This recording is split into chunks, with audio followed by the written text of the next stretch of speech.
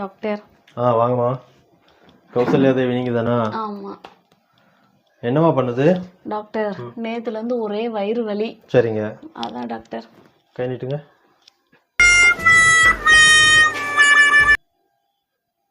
நாக்கு நீட்டுங்க. என்ன தெரிகிறது? நைட் என்ன சாப்பிட்டீங்க? அது வாங்க டாக்டர். பீஸா, பர்கர், சாண்ட்விச், அவ்வளோதான் டாக்டர். இது ஃபேஸ்புக்கோ வாட்ஸ்அப்போ இல்லை.